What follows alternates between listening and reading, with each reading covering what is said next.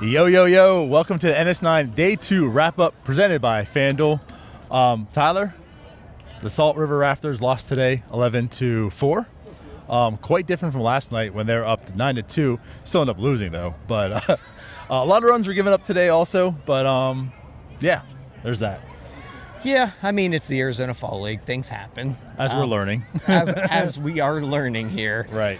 But it's been a good couple days here. We ventured out to Mesa here. Yeah. On to our third game of this trip.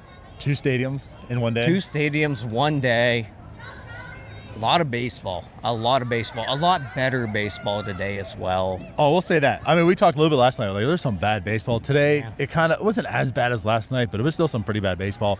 Watching this game today on this field, it was literally night and day.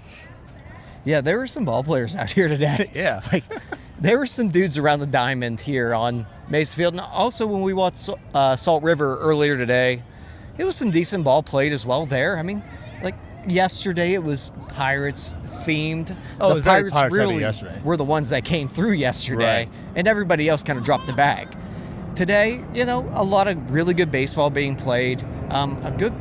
Just a good couple days, and also, like, we got a good couple things coming out as well. Like, you talked to Esberlin Valdez. Yeah, the magician. you talked to the magician. You talked to Tony Blanco. And also, thank you for talking to him, because if it was me and him, it would have been very rude to me. So I appreciate you doing that for me. Right. Because he made me look pretty short. But yeah, imagine it being me. Right, yeah. But no, we had some interviews with them too. It was pretty cool.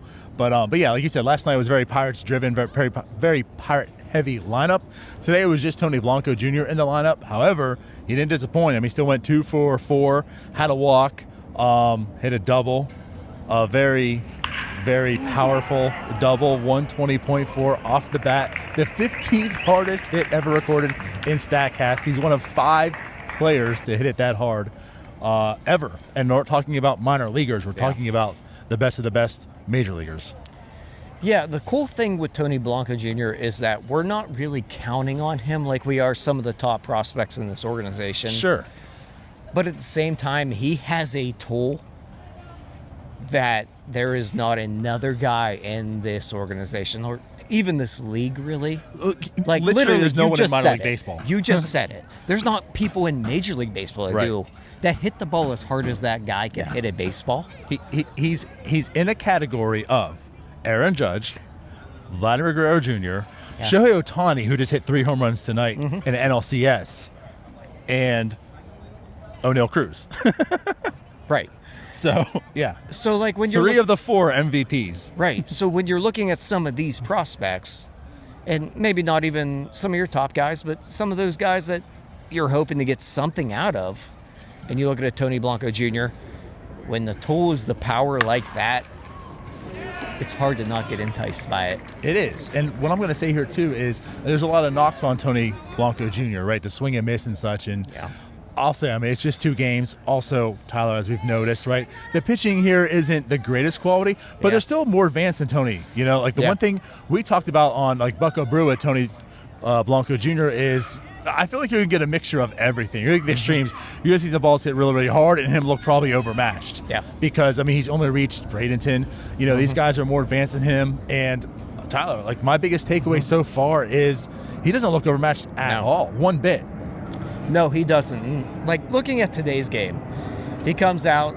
He swung early at the first at bat, hit a ground ball through the 5-6 hole there. Second at bat, the 120-mile-an-hour rocket that we already talked about. The third at bat, he goes up there, very patient, able to take some pitches there.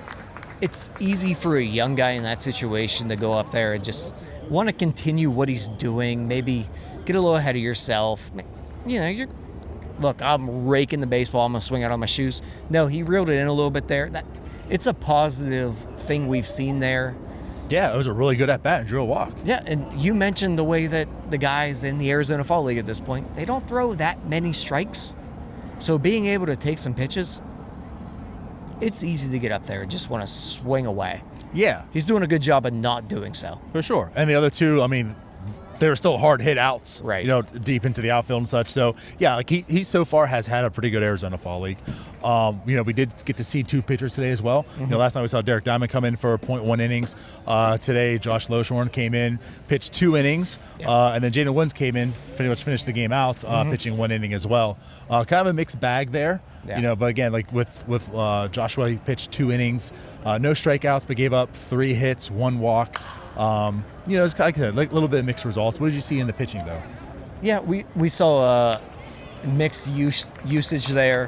Cutter, slider, sinker, pretty much everything he could throw. Four-seam, everything he can throw, he threw. We're going to need a little bit more velocity out of him, but he's very crafty. He topped out 89.7. Yeah, we saw him about 89. He ran everything about 79 to 89. So there's some things to work with there for sure. He's already has a good mix of pitches. We've seen him get guys out to minor league level as a reliever. Yeah. There are things to work with there. Hey, he got the job done enough today. And I can confirm, watching it, it was definitely better against lefties. 4 pitches or less against you, Tyler. Easy strikeout. Oh, that's a lie. Easy strikeout. I see the vision. Josh.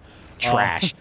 You are trash, DiNardo, not Josh. Josh, you're awesome. Love you. But Jaden also came in, and I felt like that was an interesting inning because 1 inning, he also gave up 1, so both pitchers gave up 1 earned run, which again, also I'll say this, probably the best outings for 2 pitchers in these 2 games we've seen. As we stated, 11 runs today and 12 runs last night. But he gave up 4 hits in that inning, but 3 strikeouts as well. Yeah, and I do, just to talk about him a little bit, we saw him about 93 to 95 today. Yep. I do think there's a little bit more in the tank there, especially coming from the left side. If he can run it 95, 96 on the fastball, I think there's really something there as a reliever with Jaden Woods. Okay.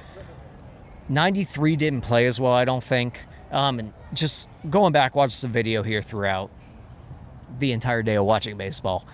You can tell there's a little bit more there. He's not as consistent with his mechanics as he could be. So I think if he really hones it in, there's going to be something there at the major league level with that guy. Yeah, he has some intriguing stuff. Wasn't the full amount of pitch mix as Loeschorn had. He was very 2-seam heavy today. For sure. But yeah. And again, it was. He had just 1 swing and miss, but 3 strikeouts. Yeah. So again, it was a mixed results, I think, for the pitching, but you saw some stuff there. And again, at the end of the day, though, they lose 11-4.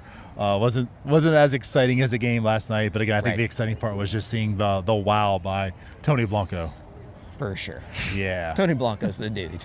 Yeah. Like, he's a big dude. He is a big dude. He is a dude. I hope he figures it out, man. And he played first base today. He did. Yeah. So I'm not sure if that's going to happen.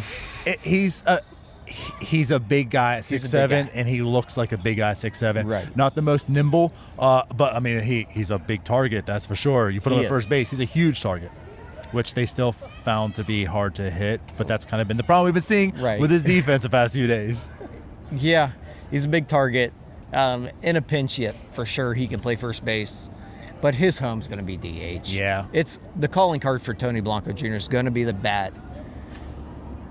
If he can just get that hit tool up a touch, there's really something cooking with that guy. There is. So again, he's an underrated people know him. Right. People know him because of how hard he hits.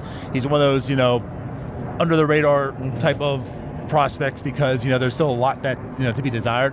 If he can tighten that up, which he has to some level, you still need to see some improvements, but if he can, and again, it's an if, but if he can, it's one of those things where it's like, oh hell, watch out. For sure. Yeah. So yeah, keep your eye on him. But we're here for tomorrow still. It's our last game. It's a triple header, so we'll see all the teams playing. So 1 game Friday, 2 games today, and 3 games tomorrow, Ty. Why not get all the baseball out in 3 days? Why not? Why not? So yeah, so we'll be back again tomorrow. As we always say, we love you guys. Follow our socials, Loeschorn 9, pretty much everywhere, anything. Tons of more content coming out. We'll have the interviews out.